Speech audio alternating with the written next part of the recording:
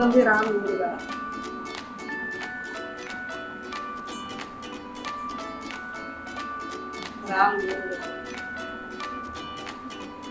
இது வந்து சின்ன இறாலோட நாங்கள் வந்து சென்னகுனின்னு சொல்லுவோம். இது நேரடியாக இட்லி தோசைக்கு சாப்பாட்டு வரைக்கும் எடுத்து நல்லா சாப்பிடுவோம். எல்லாமே ஊறுகாய். இது மீன் ஊறுகாய்.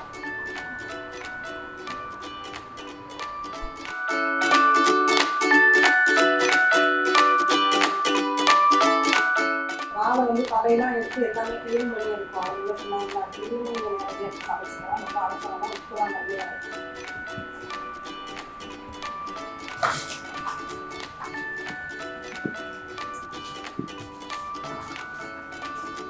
இது நெய் மீனுன்னு சொல்லுவோம். இதுலேயும் உப்பு கம்மியாக இருக்கும். இன்னும் நீங்கள் நிறைய சமைச்சிக்கலாம். அப்போ நான் சொல்கிறது எதுவுமே நீங்கள் வந்து ரொம்ப அவசரமும் தேவையில்லை. கூட சும்மா நான் சொல்லி போட்டாலும் போதும். இது நெய் மீன் மசாலாவோட இருக்கும். அப்படியே நீங்கள் எடுத்து இதை அப்படியே சமைச்சிக்கலாம் நேரடியாக.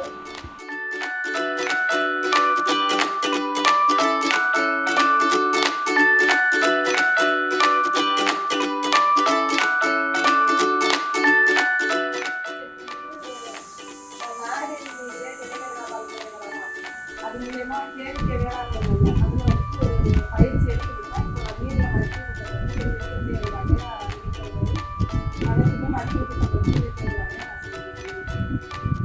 இது வந்து திருப்பெண்ணீர். இதுவுமே சுத்தமாக இருக்கும். நீங்கள் நிறைய எடுத்து சமைச்சிக்கலாம். நல்லா இருக்கும். சுத்தமாக அலசிட்டு வாழையில் மசாலா எதுவுமே நீங்கள் நேரடியாக எடுத்து சமைச்சிக்க வேண்டியதுதான். எல்லாமே அதில் உப்பு காரம் எல்லாமே சேர்த்து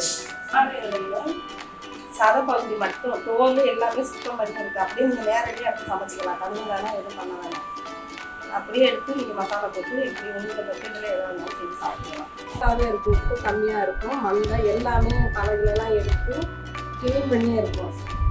இதுக்குமே நீங்கள் எடுத்துக்கிட்டால் வெந்நீர்லாம் வச்சு அலசிட்டு வந்து சாதாரணமாக எடுத்து ஒரு தண்ணி ஊற்றி அலசி நீங்கள் சமைச்சிக்கலாம். எல்லாமே க்ளீன் பண்ணியிருக்கும். எல்லா பொருளும் அனைத்துமே நீங்கள் க்ளீன் பண்ணுற மாதிரி இருக்காது. நேரடியாக எடுத்து சமைச்சிக்கலாம். ஒரு வீட்டோடைய சூப்புப்பொடி முள்ளு அது மாதிரி எதுவுமே இருக்காது. சத பகுதி மட்டும்தான் இருக்கும். இப்போ வந்துட்டு நம்ம காய வச்சு பவுடர் ஆகி சூப்பு பொடியாக இருக்குது. மீன் சூப்பு பொடி இதை வச்சு நம்ம சூப்பாக தயார் பண்ணி சாப்பிடலாம்.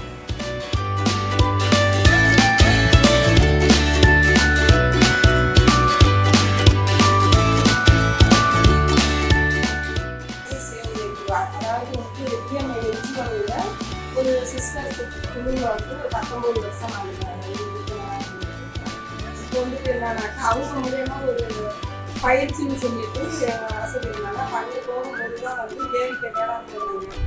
அவங்க மூலயமா ஒரு மீன்வளத்துறை பல்கலைக்கழகம் வந்து விளைஞ்சி கொடுத்து ஒரு 2 நாள் பயிற்சி நாங்கள் போனேன். அந்த பயிற்சி போகிறதுக்கு ஒரு ஊக்குவாரிச்சு ஒரு சிஸ்டருக்கு நான் ஒரு நம்பி சொல்லியிருக்கேன். இப்போது எனக்கு முன்னாடி வந்துட்டு இதை பற்றி எதுவும் தெரியாது. அந்த பயிற்சியானது இன்னைக்கு நம்மளோட தொழிலுக்கு வந்துட்டு ஒரு சுத்தமாக செஞ்சு நம்ம ஒரு 20 வரைக்கும் நம்ம வேலை கொடுத்துருக்கு. நம்ம வந்து ஒரு கடற்கரை சார்ந்ததுனால கொஞ்சம் எல்லாமே மீன் வந்து ஃப்ரெஷ்ஷாகவே வாங்கி தான் பண்ணிட்டு இருக்கோம். இப்போ வந்து டிஸ்ட்ரிக்ட் அளவுலேயும்